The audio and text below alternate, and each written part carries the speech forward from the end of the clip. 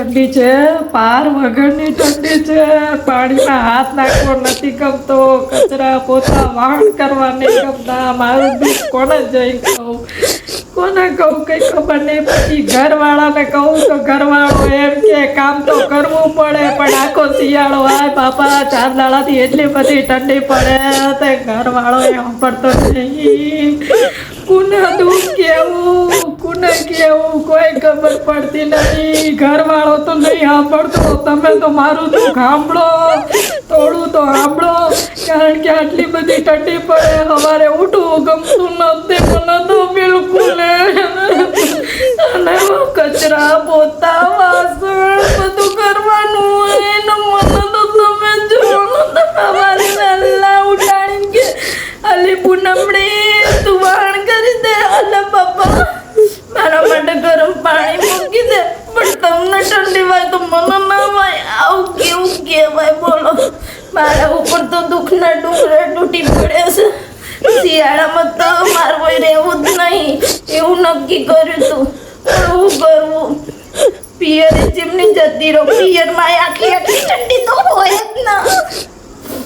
ત્યાં જવું તો ત્યાં કામ તો કરવું પડે ને. એના કરતા બરોબર જે સુઈયા બરોબર સુઈયા તો મને મન થાય ત્યારે કામ કરું. પિયરમાં જવું તો મમ્મી કે હાલ ઉઠીને આ કરી દે તે કરી દે.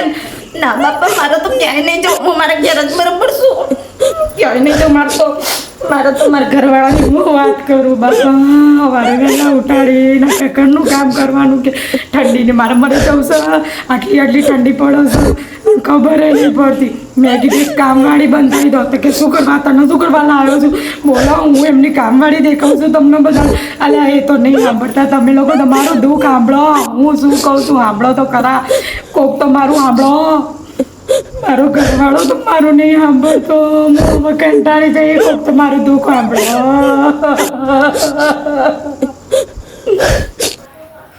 હેલો, હા જય શ્રી કૃષ્ણ મમ્મી.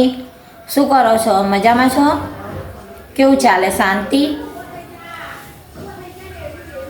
હા મમ્મી, તો ઉત્તરાયણ આવી રહી છે ને, એટલે સંધ્યા નિર્વા એમ કહેતા હતા મારે દાદાના ઘરે જવું છે. હા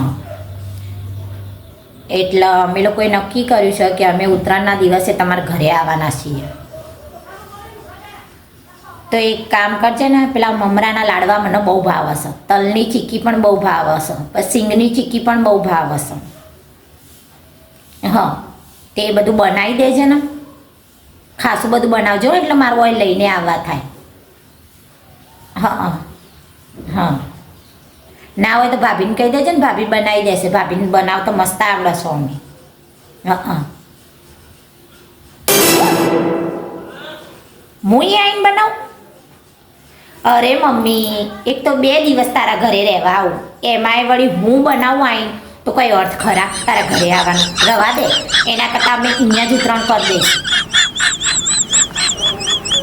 ના ના મને તો ખોટું નથી લાગ્યું. એમાં શું ખોટું લગાડવાનું હોય? હા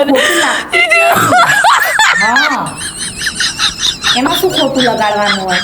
પણ હવે 2 દિવસ રહેવા આવું, એમાંય હું લાડવા બનાવવા બેવું, ચીક્કી બનાવવા બેવું, તો એક આખો દિવસ તો મારે એમ જ હતો. મને ખાવાની ક્યારે મળે? હા મને ખાવા ક્યારે મળે? હા એટલે રહેવા દે, અહીંયા હું તૈયાર લાવી દઈશ અને 2 દિવસ મારા જ ઘરે પતંગ ચગાવીશ.